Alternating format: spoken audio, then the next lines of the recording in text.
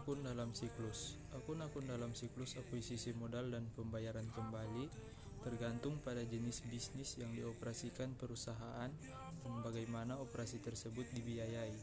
Karakteristik unik dari siklus akuisisi modal dan pembayaran kembali mempengaruhi cara auditor memverifikasi akun-akun dalam siklus. Siklus ini seringkali melibatkan akun-akun yang ada di samping saya ini. Berikutnya, wesel bayar. Wesel bayar adalah kewajiban hukum kepada kreditor yang mungkin dijamin atau tidak dijamin oleh aset dan mengenakan bunga. Pada umumnya, wesel diterbitkan selama suatu periode antara 1 bulan dan 1 tahun. Terdapat juga wesel jangka panjang yang lebih dari setahun. Ada tujuan audit atas wesel bayar adalah untuk menentukan apakah bukti-bukti di samping ini benar. Berikutnya ada 4 pengendalian yang penting atas wesel bayar. Yang pertama, otorisasi yang memadai atas penerbitan wesel baru. Jadi, otorisasi yang dimaksud di sini adalah tanggung jawab atas penerbitan wesel baru harus diberikan kepada Dewan Direksi atau personil manajemen tingkat tinggi. Yang kedua, pengendalian yang memadai terhadap pembayaran kembali pokok dan bunga. Pembayaran bunga dan pokok secara periodik harus menjadi subjek pengendalian dalam siklus akuisisi dan pembayaran. Yang ketiga, dokumen dan catatan yang memadai. Hal ini mencakup catatan, pembantu, dan pengendalian terhadap wesel kosong serta wesel yang telah dibayar oleh orang yang berwenang. Yang keempat, verifikasi independen periodik. Secara periodik, catatan wesel yang terinci harus direkonsiliasi dengan buku besar umum dan dibandingkan dengan catatan pemegang wesel oleh karyawan yang tidak bertanggung jawab. Saya akan membahas tentang pengujian pengendalian dan pengujian substantif atas transaksi. Pengujian atas transaksi wesel bayar akan mencakup penerbitan wesel serta pelunasan kembali pokok pinjaman beserta dengan bunganya. Pengujian audit ini menjadi bagian dari pengujian pengendalian dan pengujian substantif atas transaksi untuk penerimaan kas dan pengeluaran kas. Pengujian tambahan atas pengendalian dan pengujian substantif atas transaksi biasanya dilakukan sebagai bagian dari pengujian saldo, karena dalam saldo itu terdapat banyak transaksi-transaksi yang memiliki nilai materialitas yang tinggi. Selanjutnya itu ada prosedur analitik.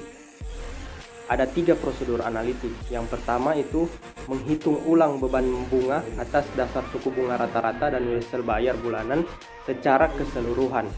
Nah, kemungkinan salah sajinya yaitu salah saji beban bunga dan bunga akrual atau penghapusan wesel bayar yang beredar. Yang kedua, membandingkan setiap wesel yang beredar dengan tahun sebelumnya. Kemungkinan salah saji, penghapusan atau salah saji wesel bayar. Dan yang ketiga, membandingkan total saldo wesel bayar, beban bunga, dan bunga akrual dengan saldo tahun sebelumnya.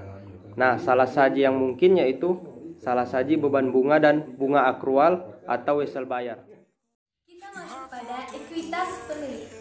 Terdapat perbedaan utama antara audit ekuitas pemilik pada perusahaan terbuka dan perusahaan tertutup.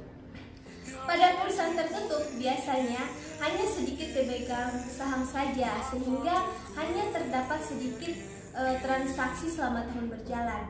Satu-satunya transaksi yang termasuk dalam ekuitas pemilik adalah perusahaan ekuitas pemilik atas laba tahunan atau kerugian dan pengumuman dividen.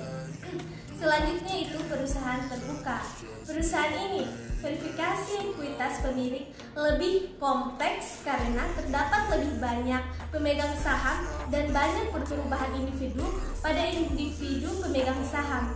Transaksi-transaksi ekuitas pemilik yang mungkin terjadi adalah perubahan ekuitas pemilik disebabkan oleh laba atau rugi tahunan serta pembagian dividen. Selanjutnya yaitu ada 3 pengendalian internal yang penting dan diutamakan oleh auditor. Adalah yang pertama yaitu otoritas yang memadai untuk transaksi. Yang kedua, pencatatan yang baik dan pemisahan fungsi. Dan yang ketiga, pertugasan dan agen pemindahan saham yang Itu saya akan membawa materi tentang audit modal saham dan modal distort, yang dimana audit modal saham dan modal distort ini dibagi menjadi 4 bagian, yaitu 1. Transaksi modal saham yang sudah dicatat, 2. Transaksi modal saham yang dicatat benar-benar terjadi dan dicatat secara akurat, 3. Modal saham dicatat secara akurat, 4. Modal saham disajikan dan diungkapkan dengan benar. Selanjutnya kita masuk di audit dividen, yaitu penekanan pada audit atas dividen adalah pada transaksinya dan bukan saldo akhir, kecuali jika ada hutang dividen. Keenam, tujuan spesifik audit transaksi relevan untuk dividen. Tujuan terpenting dari kontrol terhadap dividen termasuk yang berkaitan dengan hutang dividen, yaitu 1. Dividen yang dicatat benar ada. 2. Dividen yang seluruhnya telah dicatat. 3. Dividen telah dicatat dengan benar. 4. Dividen yang dibayar kepada pemegang saham adalah benar ada. 5. Hutang dividen telah dicatat. Dan yang terakhir yaitu hutang dividen telah dicatat dengan benar.